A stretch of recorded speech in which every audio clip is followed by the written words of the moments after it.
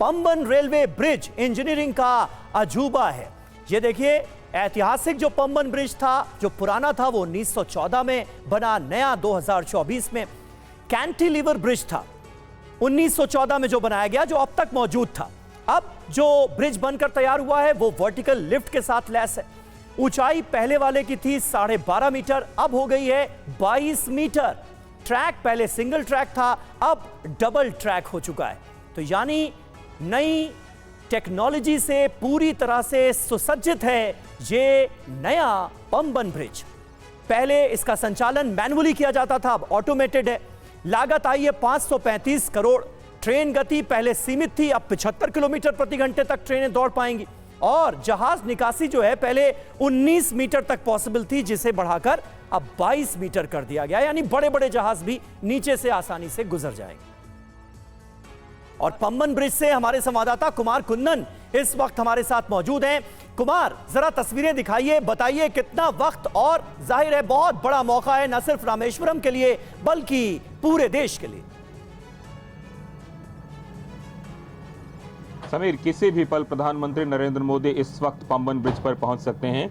और जो खूबसूरत तस्वीरों का आप जिक्र कर रहे हैं, तो हमारे ठीक सामने में मैं अभी उस वक्त ट्रेन में मौजूद हूं जिस ट्रेन को प्रधानमंत्री आज हरी झंडी दिखाएंगे।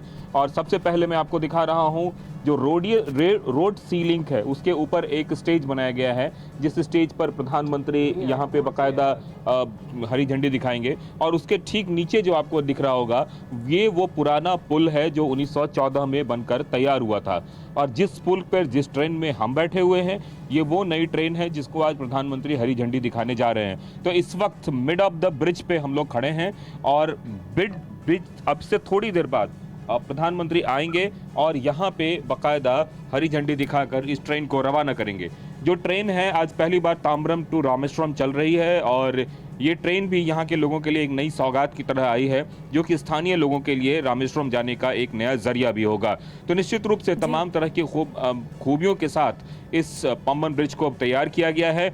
और मुझे ऐसा लगता है कि आज इस ब्रिज को नया नाम भी शायद मिलेगा। प्रधानमंत्री अपने संबोधन में संभव है राम सेतु या फिर कोई और दूसरा नाम का जिक्र जरूर करेंगे। तो एक बार फिर से दिखाऊंगा, सामने में जो है मुन्नार की खाड़ी है, जहां तक आपकी नजर जाएगी वो सिर्फ और सिर्फ समंदर ही नजर आएगा। इन सब के बीच जो कई सारे शिप्स नजर आ रहे होंगे आपको, ये वो शिप हैं जो बाकायदा इस साइड आएंगे। और इसके लिए जो पूरा का पूरा स्ट्रेच है पंबन ब्रिज का, वो स्ट्रेच ओपन होगा, और ओपन होते के साथ ही सारे के सारे शिप एक तरफ से दूसरी तरफ आ जाएंगे।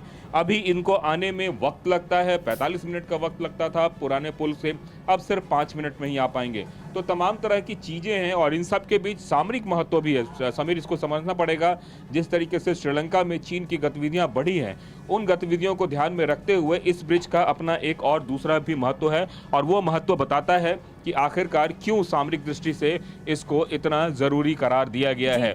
5 अभी आपको तस्वीरों में नजर आ रही होगी कि जो सिक्योरिटी पर्सन्स हैं वो समंदर से लेकर और सड़क तक सब जगह गश्त कर रहे हैं। और प्रधानमंत्री की सुरक्षा चूंकि सबसे अहम होती है, और इस सुरक्षा में किसी भी तरह की कोई चूक ना हो जाए, उसका विशेष ध्यान रखा जाता है।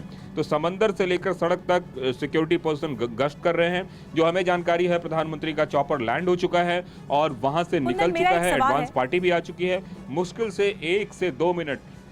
जी बताएं निधि, बताएं। कुंदन, मेरा ये सवाल ये है कि क्योंकि आप उसी ट्रेन में मौजूद हैं जिस ट्रेन को हरी झंडी दिखाई जाएगी, और मैं कुंदन आपके पास आऊंगी, जल्दी से एक रिपोर्ट दिखा देते हैं। ये जो ब्रिज का हाइड्रोलिक सिस्टम है वो काम कैसे करता है, ये सबके लिए जानना एक कौतूहल का विषय, क्यूरियोसिटी हमारी भी बढ़ती जा रही है। और इसीलिए कुमार कुंदन की एक एक्सक्लूसिव रिपोर्ट आपको दिखाते हैं कि काम कैसे करेगा ये। आखिरकार ये पूरा लिफ्ट उठता कैसे है और किस तरीके से ट्रैक का मूवमेंट होता है, यह दिखाने के लिए मैं आपको टॉप फ्लोर पे लेके आया हूँ। ये जो हाइड्रोलिक लिफ्ट है ये विदेश से लाई गई है। हालांकि सारी तकनीक मेड इन इंडिया की बात हो रही है, IITians का पूरा इसमें इंजीनियरिंग का मावल लगा है, बट जिस लिफ्ट की बात हो रही है ये लिफ्ट विदेश से आई है।